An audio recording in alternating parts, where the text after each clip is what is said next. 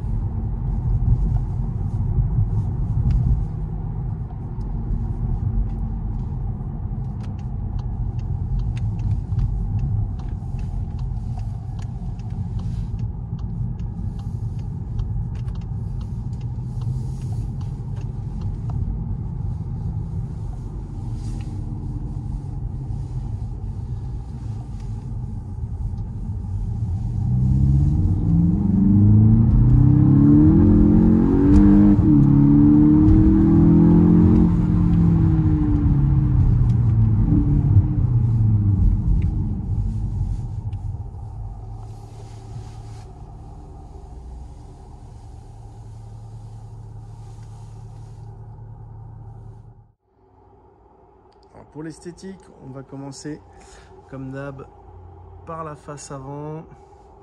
Alors je regarde s'il y a des petites choses. Alors, des tout petits cailloux qui ont dû frotter.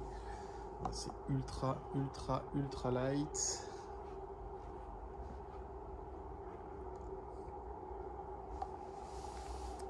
Elle est très propre. Donc les petits anti-brouillard très sympas. Hein, les petites LED placées dans la grille avant. Elle est vraiment nickel. Juste la saleté. On va faire le profil côté conducteur.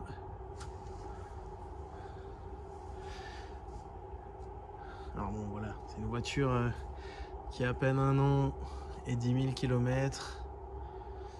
Donc même si elle est noire, on voit absolument rien. Elle est vraiment nickel. Si on est teintillon, on peut dire de la micro rayure, mais alors ultra légère.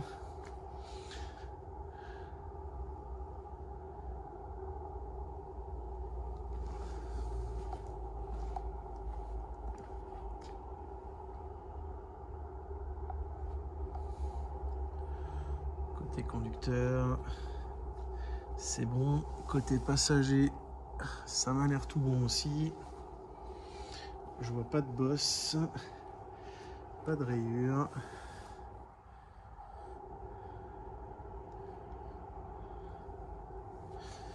Non, rien du tout. Donc elle est juste nickel. Et du coup maintenant on va checker tout ce qui est pneus et jantes.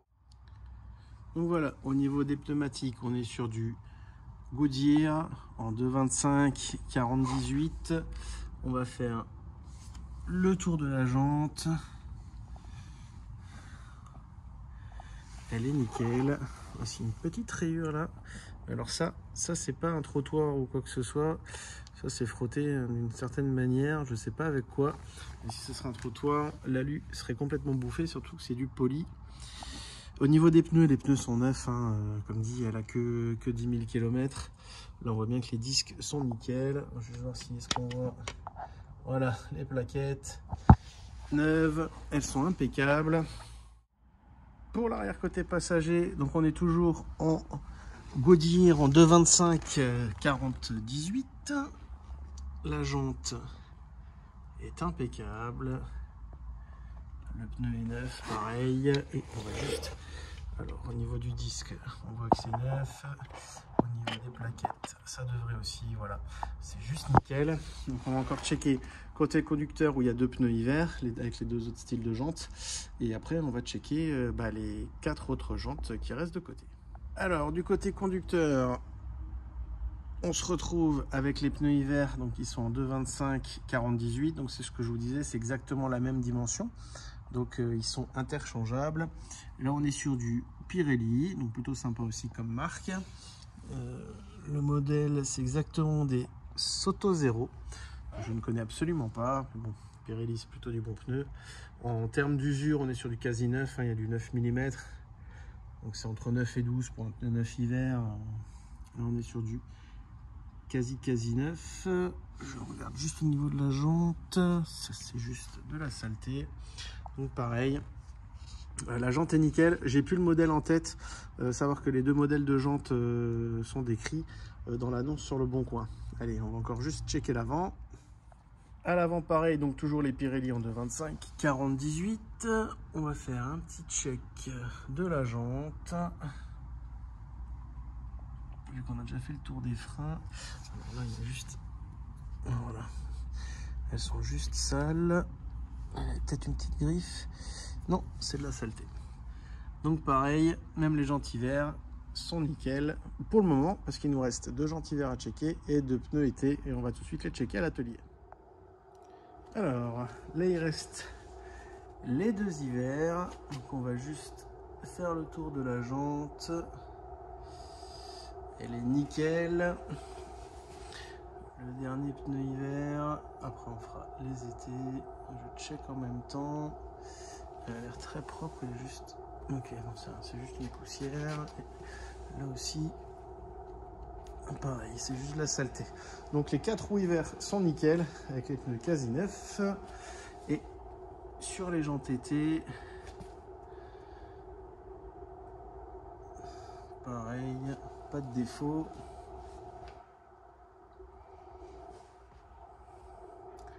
Elle est nickel aussi.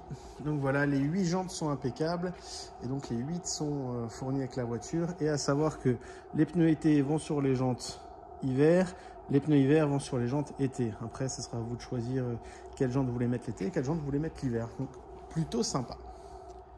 Alors pour l'intérieur, on va commencer par le panneau de porte passager. Les petites barres de LED intégrées, super sympa. Bon, c'est nickel. Je le répète, la voiture n'a que 10 000 km, donc elle est quasi neuve.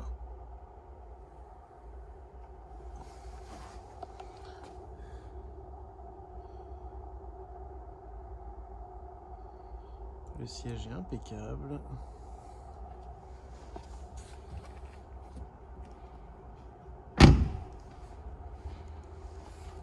Petite vitre surteintée. Le panneau de porte arrière. On va aussi faire tout de suite le dossier du siège. Donc nickel, c'est marrant, j'avais jamais fait gaffe les petits rangements en plus de celui qui est au genou. La banquette arrière avec le petit accoudoir central, le range 1664, la trappe à ski.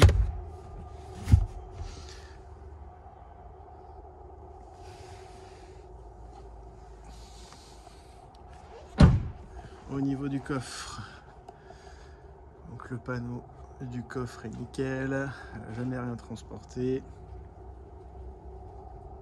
Le bac de coffre, donc banquette 2 tiers 1 tiers, trappe à ski.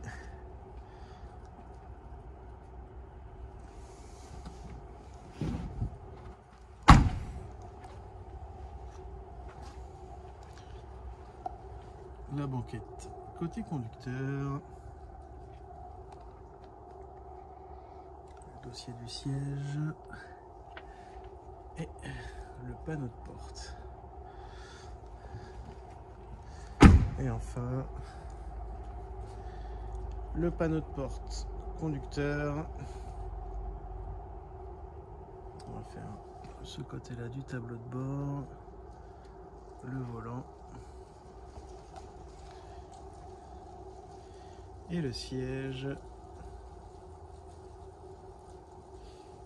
qui est nickel puisqu'il est neuf. C'est pas plus compliqué que ça. Et donc voilà, maintenant on va juste encore checker les options et on aura fait le tour. Donc en termes d'options, donc au-delà de la petite baguette lumineuse qu'il y a entre les optiques, on a les anti-brouillards qui sont juste ici, que vous avez certainement déjà vu lors de l'essai routier. On a bien entendu le pack hiver et les vitres surteintées, les radars avant et arrière, et donc du coup celle-ci en plus elle a l'option stationnement automatique, donc c'est pas juste des radars avant et arrière, c'est des radars 360 degrés, donc ça prend vraiment sur tout le tour de la voiture. Elle a les rétros électriques chauffants rabattables, réglables électriques, et elle est équipée du keyless, donc j'ai la clé en poche, on met la main sur la poignée, le véhicule s'ouvre, on passe la main devant, le véhicule se ferme. Voilà, hyper simple. Donc comme dit, elle a le pack lumière, donc elle a les lumières d'ambiance dans les portes avant, arrière, dans les vides-poches, mais on voit aussi au-dessus de la boîte à gants passager. On va se rapprocher un petit peu. Donc juste ici, vraiment très sympa. On les a à l'avant, à l'arrière. Virtual Cockpit, bien entendu. Donc keyless. Une fois qu'on est rentré, on appuie sur le bouton, ça démarre. Elle est équipée du GPS, du CarPlay. D'ailleurs ici on a nous les prises USB-C, il n'y a plus d'USB. Elle a le chargeur à induction. Donc on a les différents modes ici avec l'individual, Eco, Confort et Sport. Donc on appelle aussi le DCC. Bien entendu, elle est en boîte automatique. Elle a l'auto-hold. L'auto-hold, c'est ce qui vous permet d'appuyer une fois un coup sec sur le frein, un feu rouge ou un stop et que le véhicule reste bloqué. Elle est équipée des sièges chauffants. Oh, chauffer les pieds. Ah, parce qu'il paraît que, alors je ne veux pas dire de bêtises, mais normalement, il y en a qui sont équipés du plancher chauffant. Donc celle-ci aurait éventuellement le plancher chauffant. Ou alors c'est juste une question de buse d'air. Je vois ça, bon, on fera dire les pieds, chauffer les pieds. Les spécialistes pourront le dire. Non, ça n'a pas l'air. À mon avis, c'est juste les buses. Quoique, bon, je vais le laisser allumer, on va voir. Parce que j'entends pas la soufflerie plus fort. Donc, ça se trouve, c'est vraiment le plancher chauffant. Pardon. Les sièges chauffants à 3 vitesses, conducteur et passager, bien entendu. Clim, auto bizone. Donc CarPlay, tout ça on l'a dit, téléphone, Bluetooth, ça va de soi. Le Virtual Cockpit, le régulateur adaptatif, le volant chauffant, bien entendu toutes les touches sont tactiles, donc ça marche si on appuie directement dessus, mais ça marche aussi en faisant glisser le doigt. dessus sans appuyer. Et quand on appuie, alors là vous entendez juste le bruit, mais ça émet aussi une petite vibration dans le doigt qui vous donne l'impression d'appuyer sur une vraie touche alors que c'est que du tactile. Donc là elle finit le cold start, on la voit redescendre, le régime moteur est redescendu un petit peu. Là on a tout ce qui est commande pour lumière qui sont en mode auto. D'ailleurs on a les anti-brouillard, j'ai appuyé sur le max sans le vouloir. On a les anti-brouillard, les feux auto, la lunette arrière, anti-brouillard arrière. Elle a bien entendu les feux auto, les essuie-glaces automatiques, les pleins feux auto, donc la CC, et non, si j'appuie ici, voilà, elle a le line assist. Donc c'est un vrai line assist, c'est à dire que si vous lâchez le volant, elle va prendre le relais et vous gardez la voiture entre les lignes. Bon, c'est un système qui marche que quelques secondes, je crois que c'est 8 ou 12 secondes, quelque chose comme ça.